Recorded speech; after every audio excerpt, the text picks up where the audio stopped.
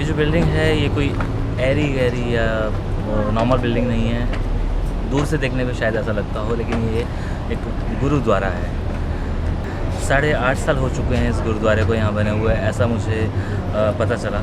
और संजय भाई ने कहा कि दोपहर का टाइम है, वहाँ दर्शन करने चलते हैं, रश कम होगा। और आपको देख के बड़ी खुशी होगी कि यहाँ पे जिस तरह से अरब कंट्रीज़ में सारी कम्युनिटीज़ इकट्ठी मिलजुल के रहती हैं, तो यहाँ एक चीज़ मिलेगी। अब मुझे ये नहीं पता कि अंदर जाके मुझे कैमरा अलाउ करेंगे या नहीं करेंगे, क्योंकि जब मैं इंडिया में होता हूँ या हम कहीं पे भी अब तक जितनी भी जगह पे गए हैं, स्पेशली अंदर दरबार साहब के अंदर जहाँ गुरु ग्रंथ साहब होते हैं, वहाँ शूट नहीं करने दिया जाता।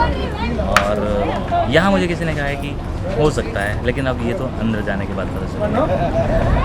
बाकी यहाँ मैं देख रहा हूँ बड़े सारे ऐसे लोग हैं जो स्पेशली ज़हीर भाई मुझे कह रहे हैं कि चलते हैं, और भी डिफरेंट कंट्रीज से लोग मैं यहाँ देख रहा हूँ कि सारे लोग अंदर जाके सरनमाज़ इबादत करते हैं और अपने उसमें कहूँ तो अरदास करते हैं। तो हम भी अंदर जा रहे हैं।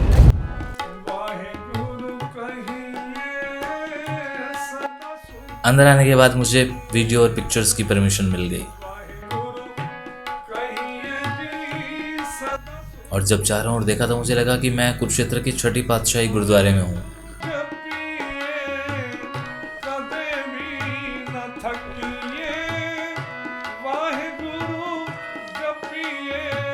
वही परसादा, वैसे ही हंसते मुस्कुराते चेहरे, वही छोटे छोटे बच्चे जो सिर्फ प्रसाद के लिए हाथ आगे बढ़ाते हैं, और सभी के सभी अपने सर को ढक के गुरु जाप में मस्त थे।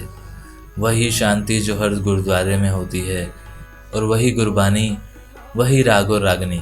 बस अगर फ़र्क था तो बस इतना कि इस गुरुद्वारे की छत को जब आप सर उठाकर देखते हैं तो आपको वो गुंबद वाली डेप्थ दिखाई नहीं देती, वो शक्ल दिखाई नहीं देती जो हिंदुस्तान के गुरुद्वारों में होती है।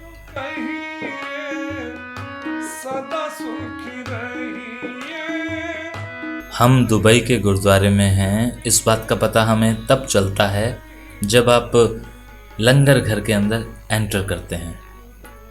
एंटर करते ही लेफ्ट हैंड साइड में आपको एक बुफे दिखाई देता है, जो वास्तव में गुरु का प्रसाद है, यानी हमारा लंगर। मतलब कि अगर आपको लंगर हाल में बैठकर गुरु का लंगर ग्रहण करना है तो शादी ब्याह और पार्टी की तरह आपको प्लेट लेकर एक लाइन में लगना होगा।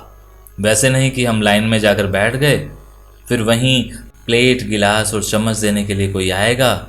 यहाँ तो आपको अपनी थाली आगे करके प्रसाद खुद ही लेना होगा और जाकर कतार में बैठना होगा। कुछ और चाहिए तो वहाँ आपको सर्विस मिल जाएगी। बड़ा ही साफ सुथरा, और जितना चाहिए उतना आपको मिल जाएगा। पहले चांद साहब ने लिया, ज़हीर भाई और संजय भाई ने लिया, और मैं बस अपने वीडियो में मशगूल था, क्योंकि मुझे परमिशन मिल चुकी थी भाई। और साथ साथ ये भी सोच रहा था कि किसी तरह मुझे अंदर लंगर घर में रसोई देखने को मिल जाए, और देखूं कि हमारे यहाँ और दुबई की रसोई में क्या फ़र्क है, किस तरह से रोटियां बन रही हैं, किस तरह से सब्जी बन रही है। तो थोड़ी सिफारिश लगाकर आखिरकार मौका मिल ही गया।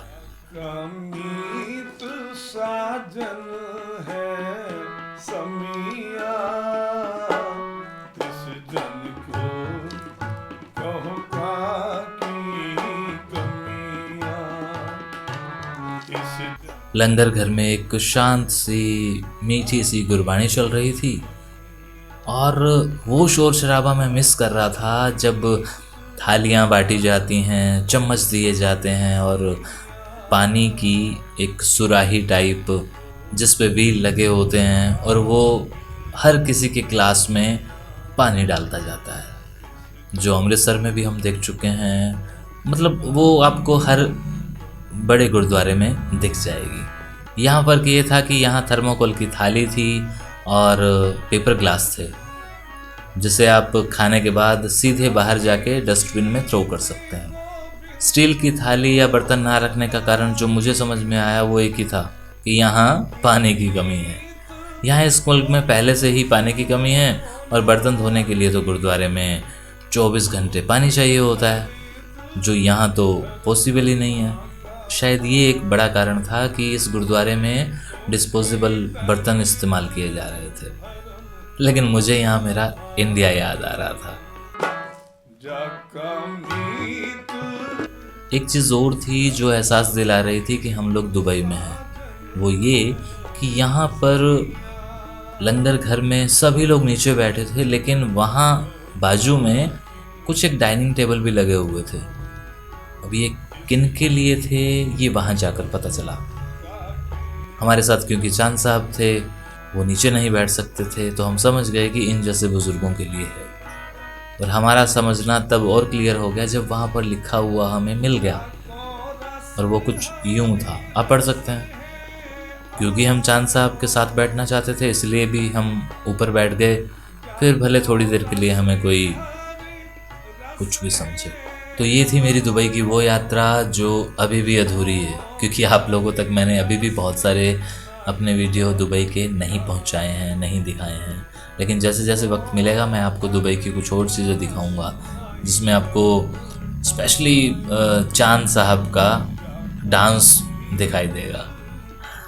तो इंतज़ार कीजिए, लेकिन कब मुझे नहीं पता, वो वीडियो कब आएगा, लेकिन आएगा। शुक्रिया।